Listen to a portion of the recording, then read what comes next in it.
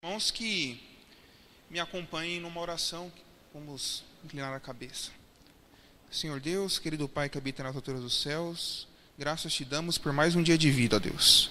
Nós não somos nada sem ti, ó Deus. Perdoa os nossos pecados e que o Senhor fale para conosco aqui essa noite e possamos ouvir a sua voz, ó Deus. Que o Espírito Santo me ilumine para que eu possa trazer aquilo que a igreja necessita ouvir. Nos livra de todo mal, perdoa os meus pecados, é o que eu te peço em nome de Jesus, amém. O livro de Daniel é um livro bem interessante. Fantástico livro. E, ao mesmo tempo, ele é difícil de entender.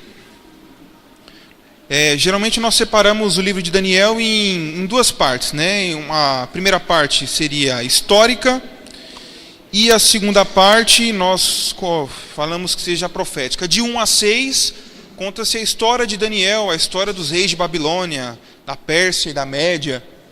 E do 7 em diante, aí vem bode voando, leopardo com asa, e aí fica difícil de entender. Não vamos falar sobre a parte profética hoje. Vamos falar um pouquinho da parte que nós consideramos como histórica, mas ela não é exatamente histórica, ela tem muita profecia. Capítulo 2 fala sobre o sonho de Nabucodonosor, e aquilo ali está bem paralelo com o capítulo 7, que é um capítulo profético. Então, o livro de Daniel, você pode tentar separá-lo assim dessa maneira, mas ele é um livro 100% profético. Ele tem profecia do começo ao fim. E eu vou falar um pouco de Daniel 1. E é muito interessante em Daniel 1, coisas que normalmente elas passam desapercebidas. Por exemplo, vamos remontar Daniel e Babilônia a partir do Gênesis. Abre a Bíblia de vocês em Gênesis 11, por favor. Capítulo 11 de Gênesis.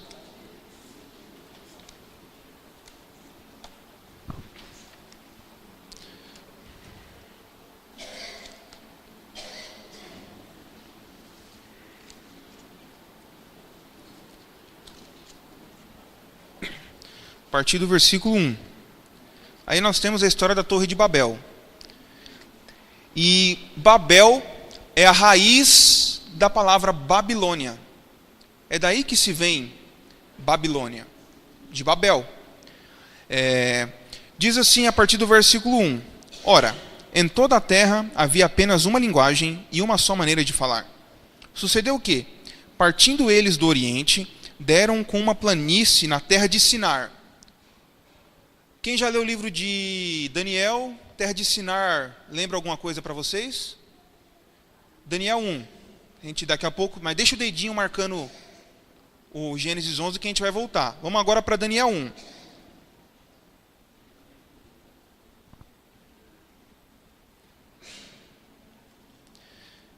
Lemos ali que na terra de Sinar, alguns homens foram para lá e eles queriam estabelecer alguma coisa lá, né? Vamos aqui em Daniel no capítulo 1.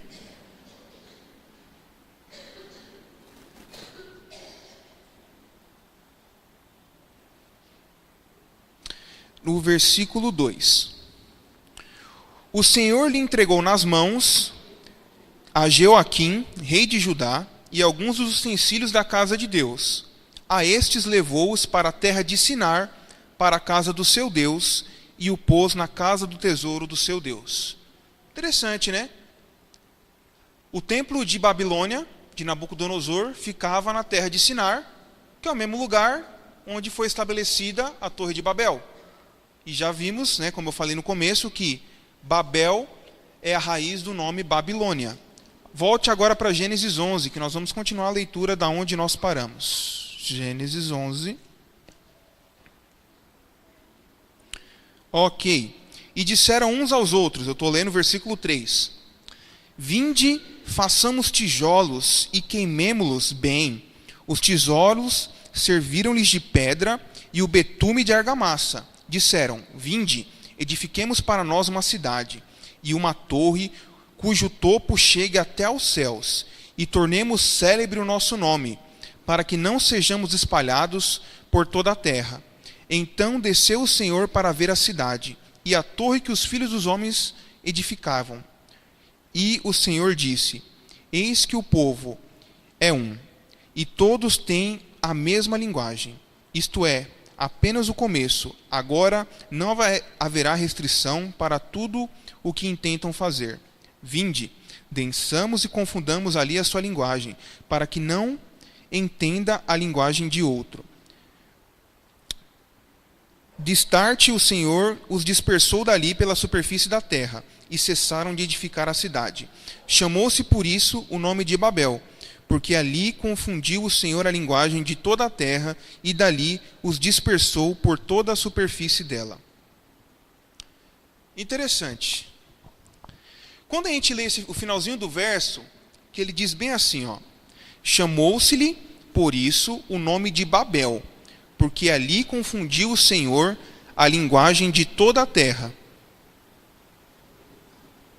Só que Babel, se você lê isso aqui, você acha que Babel significa o quê? Confusão.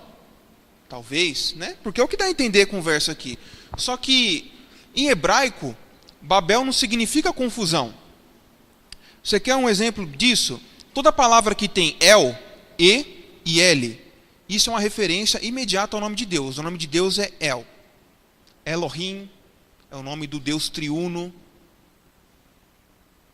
El Sebaot, Deus Todo-Poderoso, em hebraico. Então, El é Deus.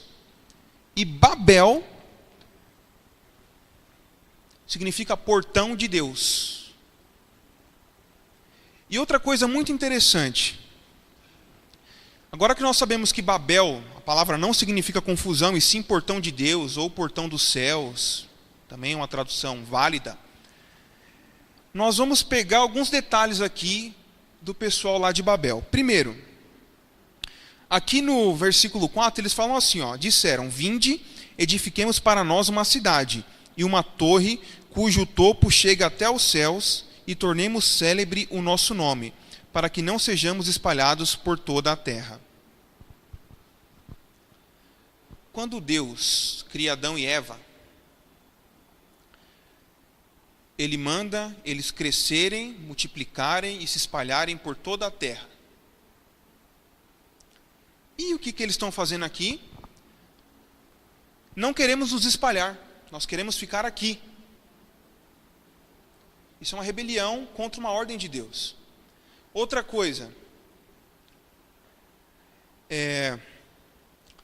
como que você torna célebre? Como assim? Vamos tornar célebre o nosso nome. Na antiguidade, como se tornava célebre o nome? Como se um nome se tornava conhecido? Através de guerras. Você via aí os valentes de Davi. Tem uma sessão lá especial falando, citando os valentes de Davi, que venceram gigantes, que ganharam batalhas. Qual é o rei que você fala assim, rei na Bíblia? É Davi. É o que vem na sua cabeça. Por quê? Porque Davi guerreou. Davi conquistou todas as terras que tinham faltado. Porque quando Josué entrou em Canaã com Israel, eles não conquistaram tudo que tinha para conquistar. Mas sobre o comando de Davi, Israel conquistou tudo que Deus tinha entregado na mão deles. Por isso ele é um dos maiores reis. Ele ganhou um nome grande com guerra. Você pode ver reis pagões, Nabucodonosor, Ciro. Todos esses reis, o nome deles é grande porque eles foram excelentes na arte da guerra. Parece maluco dizer isso. Mas eles queriam construir uma torre, Babel, portão de Deus ou portão dos céus, e queriam fazer que o nome deles se tornasse célebre ou grande. Eles queriam chegar até o céu e desafiar Deus. Parece ridículo quando você fala assim, mas é o que o texto está dizendo. Porque como que eu vou chegar até os céus e desafiar a Deus? Mas essas eram as intenções do pessoal que construía a Torre de Babel. Agora que você entendeu o contexto de Babel, que é rebelião contra Deus, vamos conseguir entender um pouquinho de Daniel a partir do capítulo 1. Porque Babilônia ela tem essa representação, rebelião contra Deus, ser rebelde. E nós vamos começar a ler aqui, continuar lendo, né, o capítulo de Daniel, que nós já lemos um pequeno pedaço, só para estabelecer que Sinar é o mesmo lugar onde estava a Babilônia e o mesmo lugar onde foi construída a Torre de Babel. Quer dizer, construída não, que ela não chegou a ser finalizada, né? Pelo menos a tentativa de construção da Torre de Babel aconteceu na terra de Sinar, onde estava Babilônia. Ok. Agora que nós estabelecemos isso, eu vou continuar a leitura aqui a partir do versículo 4. O que acontece? Melhor, vou ler a partir do versículo 1. No ano terceiro, Daniel 1:1, no ano terceiro do reinado de Joaquim, rei de Judá, veio Nabucodonosor, rei da Babilônia, a Jerusalém e a sitiou. Prestem atenção nisso aqui. O Senhor lhes entregou nas mãos a Joaquim, rei de Judá, e alguns dos utensílios da casa de Deus. A estes levou-os à terra de Sinar para a casa do seu Deus e os pôs na casa do tesouro do seu Deus. O mais interessante desse verso, que você tem que levar contigo, é: o Senhor lhe entregou nas mãos. Nada acontece nessa terra sem a permissão de Deus. Se Nabucodonosor teve êxito, é porque Deus permitiu. Porque Deus estava executando juízo e castigo sobre Israel. Porque durante anos e anos, os reis se corromperam. Durante anos e anos, eles praticaram idolatria, queimaram seus filhos para outros deuses, adoraram outros deuses e a nação ficou extremamente corrupta. E Deus, como prova de amor, que é uma correção isso que Deus está fazendo, permite que Nabucodonosor venha e aplique um juízo em nome dele para corrigir os filhos de Israel. Só que, por mais que Nabucodonosor tenha um nome grande, por mais que ele seja um rei importante, sem a permissão de Deus, nada disso teria acontecido. E agora vem a deportação. Versículo 4. Jovens, a partir do versículo 3, para ficar o contexto melhor. Disse o rei a Aspenaz, chefe dos seus eunucos, que trouxesse alguns dos filhos de Israel, tanto da linhagem real como dos nobres, jovens sem nenhum defeito, de boa aparência, instruídos em toda a sabedoria, doutos em ciência, versados no conhecimento e que fossem competentes para assistirem no palácio do rei, e lhes ensinasse a cultura e a língua dos caldeus. Aqui, uma coisa que às vezes passa desapercebida também, é que Daniel, a gente não pode dar certeza absoluta, mas muito provavelmente ele era um eunuco. O que é um eunuco? Eunuco era um homem que ele cuidava dos assuntos no palácio do rei. Só que o rei, naquela sua ganância de demonstrar poder, ele tinha muitas mulheres. E ele, como aquelas pessoas, aqueles homens ficavam ali no palácio, ele não podia deixar aquelas mulheres ali perto daqueles homens. E o que ele fazia? Ele castrava esses servos. E é por isso que eles são chamados de eunucos. E como que nós temos certeza? Quer dizer, certeza, como eu disse, a gente não tem, mas como que a gente chega a essa conclusão que Daniel talvez fosse um eunuco? Primeiro, quem foi que Nabucodonosor mandou tomar conta de Daniel? O chefe dos eunucos.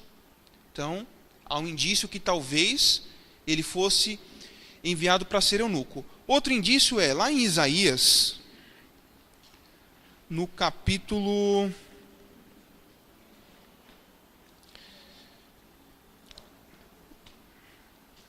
eu acho que é 39. Isaías 39, vamos ver se é isso mesmo. É isso mesmo, deixa eu só achar o versículo. É aqui, Isaías capítulo 39. Eu não vou ler todo o capítulo 39, mas eu vou te dar o contexto. É o seguinte, o rei Ezequias ficou doente, você já deve ter ouvido essa história. O rei Ezequias ficou doente E aí Deus curou ele. Aconteceu uma série de situações. E aí veio, vamos supor que ele estava com câncer, que é uma doença que hoje é a pior doença que tem. Então vamos supor que ele tenha pego câncer. E Deus curou ele. E aí o pessoal lá na Babilônia ficou sabendo disso e veio ver o rei. Só que, quando chegou lá, o que o rei fez? Ele não falou, o meu Deus me curou. Ele falou assim, ó, vem cá. Olha só que bonito o meu palácio. Olha aqui, ó, aqui eu guardo o meu tesouro. Olha só o meu templo. Esse aqui são os levitas. Aqui está a Arca da Aliança. Mostrou tudo. E aí Isaías veio, depois que a embaixada da Babilônia foi embora, e perguntou para Ezequias, o que você mostrou aqui no palácio? Ele falou, tudo. Não escondi nada. E aí Isaías ele começa a dizer assim, versículo 5 do capítulo 39. Então disse Isaías a Ezequias, ouve a palavra do Senhor dos Exércitos. Eis que virão dias em que tudo quanto houver em tua casa, com o que entesouraram os teus pais até os dias de hoje, será levado para a Babilônia. Não ficará coisa alguma, disse o Senhor. Dos teus próprios filhos que tu gerastes, tomarão para que sejam eunucos no palácio do rei da Babilônia. Daniel era nobre, ele era um príncipe. E isso aqui é uma profecia. Essa profecia se cumpriu quando Nabucodonosor invadiu Israel, levou todo o tesouro da casa do rei, profecia de Isaías aqui, é o que está falando, e levou os filhos de Israel para serem eunucos. Então, mais um indício de que, muito provavelmente, Daniel ele foi um eunuco na terra de Babilônia. E outra, no capítulo 6, Daniel ele vai para a cova dos leões. Se você ler até o final, quando Daniel sai vivo da cova dos leões, o rei Dario ele joga as pessoas que acusaram Daniel na cova dos leões. E eles jogam quem? Eles e toda a família deles junto. Por que Daniel foi sozinho para a cova dos leões? Talvez ele não tivesse família, justamente por ser eunuco. Então, muito provavelmente Daniel era um eunuco na Babilônia. Então, imagina, porque às vezes a gente olha assim, Daniel era uma pessoa importante, ele serviu o rei, ele vivia no palácio. Mas a vida de Daniel não é tão bonita e tão bela quanto às vezes a gente pode imaginar. Continuando a leitura de Daniel, a partir do versículo 3 que nós já lemos, volta lá para Daniel 1, nós vemos que eles começam uma alienação cultural. Eles querem fazer que Daniel esqueça toda a cultura e toda a vida e toda a religião que ele aprendeu enquanto ele vivia em Israel. E como que isso começa? Eles começam trocando os nomes deles. Veja, versículo 6. Entre eles se achavam os filhos de Judá, Daniel, Ananias, Misael e Azarias. O chefe dos eunucos lhes pôs outros nomes a saber: a Daniel, o de Beltesazar, a Ananias, o de Sadraque, a Misael, o de Mesaque, e de Azarias, o de Abednego. Hoje em dia, quando você batiza um filho, alguns talvez procurem, mas a maioria não. Por exemplo, você deu um nome para o seu filho e falou assim, eu acho Heloísa, que é o nome da sobrinha da Érica, um nome bonito. E aí colocou-se o nome dela de Heloísa. Mas antigamente não. Tinha um significado. Por exemplo, o nome de Daniel. Vamos aqui, deixa eu pegar aqui a listinha dos nomes, para você ver o que significa o nome de Daniel. Daniel significa Deus é meu juiz. Nome com significado. E o nome dele mudou-se para Beltesazar. Beltesazar é o nome do deus Marduk, que era o deus principal de Babilônia. Ananias significa graça de Deus, e foi trocado para Sadraque, que significa... Sadraque é um deus que se chama Aku, que é o deus da lua, lá na Babilônia. Eles tinham um panteão, eles tinham 600 e alguma coisa de deuses, eu não lembro o número certo. Então, tinham Deus para tudo. O Misael, que significa quem é como Deus. O nome de Misael foi alterado para Mesaque, que significa quem é semelhante a Aku. E Azarias, que significa Iavé, que é o nome de Deus. e Yahvé ajudou. Recebeu o nome de Abed-nego, que significa servo de Nego, que Nego é Nabu, deus da sabedoria. Então, o que eles fizeram? Eles trocaram o nome deles. O nome deles adoravam a Deus. E agora eles têm nomes que dão louvor e adoração a deuses babilônicos. Primeiro passo. Segundo passo, Daniel, o versículo, vamos ler o 5. Determinou-lhes o rei a ração diária das finas iguarias da mesa real e do vinho que ele bebia, que assim fossem mantidos por 3 anos, e ao cabo dos quais assistiriam diante do rei. Mudar a comida, mudar a alimentação. Na Bíblia, a alimentação ela tem uma conotação até mesmo espiritual. É difícil entender isso, mas tem. Quer um exemplo? Qual que foi a prova de Adão e Eva? Comida. Vocês não podem comer. Quem é que deu a comida? Quem é que mantinha no deserto Israel durante 40 anos? Deus, com maná. Ele dava a comida. Quando Nabucodonosor determina o alimento, ele está querendo dizer: eu sou o Deus de vocês. Eu determino o que vocês comem ou não. Agora o versículo 8. Resolveu Daniel firmemente não contaminar-se com as finas iguarias do rei, nem com o vinho que ele bebia. E então pediu ao chefe dos eunucos que lhe permitisse não contaminar-se. Ora, Deus concedeu a Daniel misericórdia e compreensão da parte do chefe dos eunucos. E aí, nós sabemos a história, eles ficam lá, são testados durante 10 dias, e depois dos 10 dias, eles estão mais belos, mais fortes, do que as outras pessoas que estão comendo da comida do rei. E então, é permitido que eles não se contaminassem. A comida, nesse contexto, é quase como se fosse um culto. E eles não se contaminaram. Às vezes a gente fica com medo quando... nós temos na igreja adventista, escolas adventistas, universidades adventistas, onde é ensinado, é diferente do que é ensinado fora. Onde as pessoas que estão ali pensam de uma maneira mais ou menos parecida. A maioria é criacionista, a maioria acredita em Deus, a grande maioria pensa igual. Só que quando você vai para uma escola que não é adventista, para uma universidade pública, ali, a maioria não se declara ateu. A maioria ainda se diz que acredita em Deus. Só que são agnósticos, deístas, pessoas que acreditam em Deus, mas acreditam de maneira diferente. E o medo é, se meu filho for para uma faculdade pública, ele vai se corromper. Se meu filho for para uma faculdade pública, ele vai virar ateu. Mas se você instruir o seu filho, ele pode ser um Daniel moderno. Porque tinha ambiente mais corrompido do que Babilônia, onde o nome deles foram alterados, onde a alimentação deles era determinada por Nabucodonosor, onde eles foram mutilados para poderem servir no palácio real. Eles tinham todas as desculpas para poderem se adaptar. Assim, poderiam falar: cadê Deus?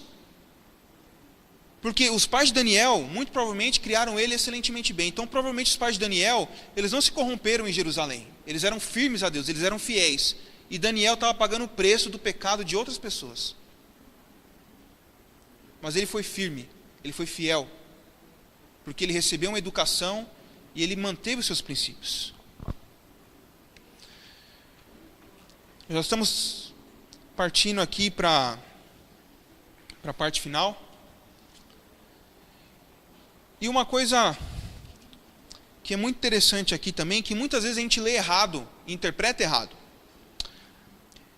A partir aqui, vamos ler o versículo 15, diz assim, ó: no fim dos 10 dias, a sua aparência era melhor dos que estavam com eles, mais robustos do que todos os jovens que comiam as finas iguarias do rei. Com isto, o cozinheiro-chefe tirou deles as finas iguarias e o vinho que deviam beber e lhes dava legumes. Aí muita gente fala assim, olha só, se você quer mudar de vida, você vai fazer uma prova, você vai prestar um vestibular, você fica 10 dias comendo frutas, legumes e verduras, que a sua mente vai ficar limpa e clara, e aí você vai estudar melhor. Quem aqui já ouviu isso? Levanta a mão. Balela.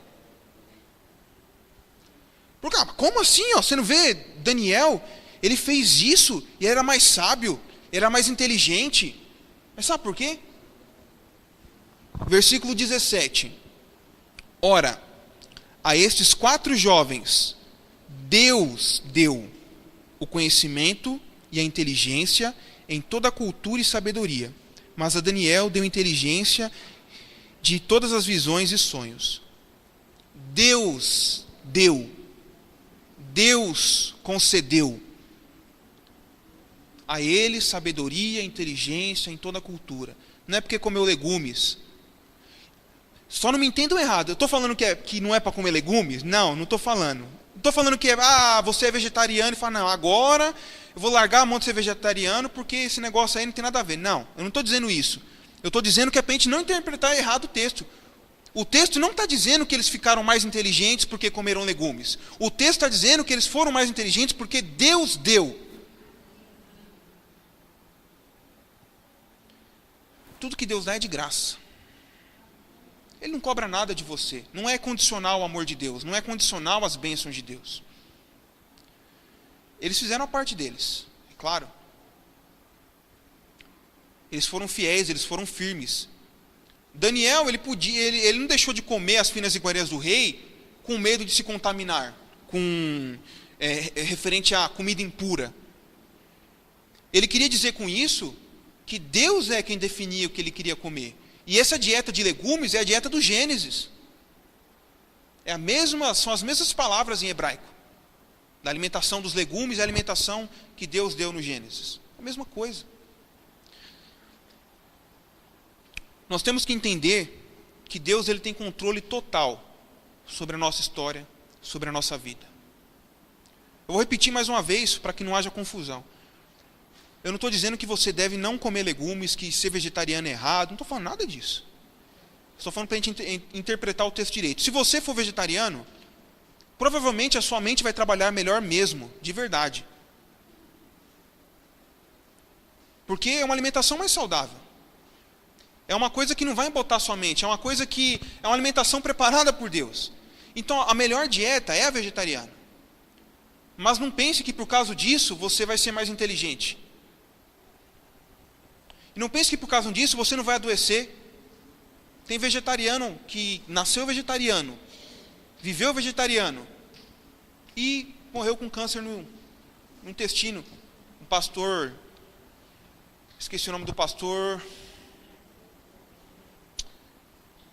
Edson Nunes, lembrei, Edson Nunes. Um parente dele, vegetariano a vida toda, morreu de câncer. Eu não lembro se foi no estômago ou se foi no intestino, mas foi aqui no aparelho digestivo. Como isso? Se ele comeu da maneira mais saudável que ele podia, desde que ele nasceu. A gente vive num mundo de pecado. Pode ser genético, pode ser um monte de fator.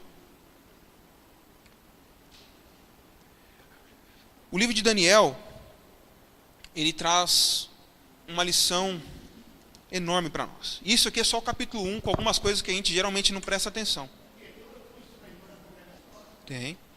Cirrose são cicatrizes do fígado, né, que acontecem por causa de alguma coisa. Pode ser álcool, mas pode ser um monte de outra coisa. Então, o livro de Daniel nos mostra que Deus está no controle de tudo. E quando você se coloca nas mãos deles, assim como Daniel se colocou, as dificuldades são nada. A vida de Daniel não era fácil. Ele arrumou muitos inimigos em Babilônia porque ele servia a Deus, porque ele era fiel. Você pode ver isso quando tentam matar ele em Daniel 6, quando tentam matar os seus amigos em Daniel 3. Mas eles foram fiéis.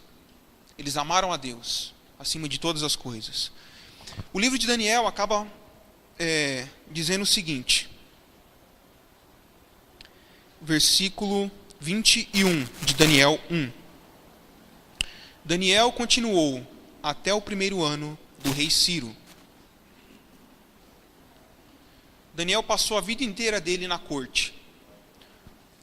Ciro foi o rei que assinou o decreto para que Israel pudesse retornar no final do período de 70 anos que foi profetizado. Então, essa última frase do livro de Daniel, ela contrasta com a primeira. No primeiro versículo de Daniel 1:1, Nabucodonosor entra em Israel e leva tudo embora. Só que o versículo 2 diz: Deus deu, Deus permitiu, Deus entregou. O versículo 21 termina falando do rei Ciro, que vai vir quase 70 anos depois, 70, 71. E esse é o período onde Israel volta, onde tem um decreto que diz: volta Israel. É onde mais uma profecia se cumpre e onde mais uma vez Deus está no comando de tudo. Se você duvidou alguma vez que Deus está no comando de tudo, não duvida. Confie em Deus. Era difícil, imagina como foi difícil para Daniel e para os seus amigos ter que sair da sua terra. Provavelmente os pais deles foram assassinados na guerra. Eles viram a cidade que eles cresceram, que eles amaram, ser queimada. Eles sofreram o que sofreram em Babilônia. Mas eles chegaram lá e tinham toda a desculpa do mundo. Todas as desculpas que eles poderiam dar, poderiam ser válidas para a gente. Mas eles não deram desculpas, eles foram fiéis. Eles amaram a Deus, eles amaram a sua palavra. Eles honraram a memória dos pais deles. Então, mesmo quando parecer que Deus não está ali, Deus está ali. Ele cuida de você, Ele cuida da sua história. Diz que, para encerrar, há uma historinha, deve ser conhecida dos irmãos, mas eu vou contar mesmo assim,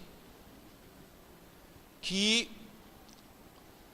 tinha um rapaz e ele estava firme com Deus, amava a Deus, e Deus estava do lado dele, e ele estava andando na areia, e eles viam pegadas, ele via as pegadas, né? Ele via as pegadas dele e as pegadas de Deus, quando ele olhava para trás, na areia. E ele conversava com Deus, e aí ele caminhava com Deus, só que aí começou a acontecer os negócios estranhos na vida dele. Começou a dar tudo errado. E aí, as pegadas de Deus sumiram. E ele deduzia isso, né? Ele está andando, 2 pegadas aqui, 2 aqui, e ele olhava para trás, via as 4 pegadas, só que as pegadas de Deus sumiram. E aí ele passou por uma prova tremenda. E aí, ele subsistiu à prova. E ele ficou bem. E quando tudo acabou, quando ele venceu, as pegadas de Deus apareceram novamente. E aí ele falou assim: ué, Deus, na hora que eu mais precisava de você, as suas pegadas sumiram. Na hora que eu estava mais fraco, eu não via as suas pegadas. O que aconteceu?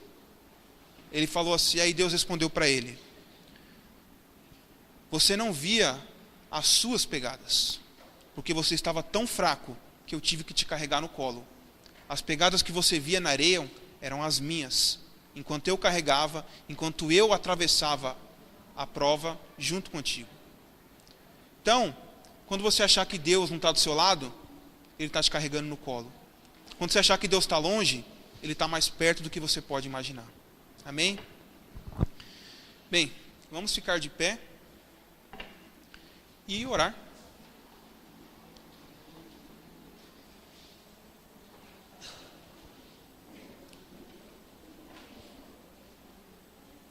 Grande Deus, o Senhor deixou na Bíblia histórias para nos inspirarem, ó Deus.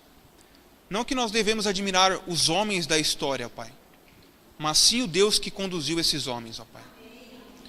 Para que nós tenhamos tanta força e tanta fé em ti quanto eles tiveram, ó Deus. Daniel foi uma pessoa que passou por dificuldades tremendas, ó Deus, e foi fiel, assim como seus amigos. Pai, nos ajude a ser fiel a ti, ó Deus. Nos livra de todo mal. Nos dá a força para caminhar quando a prova chegar. E se não for possível, nos dá fé para acreditar que o Senhor vai estar nos levando no colo, ó Deus. Que o Senhor esteja conosco essa semana que está começando.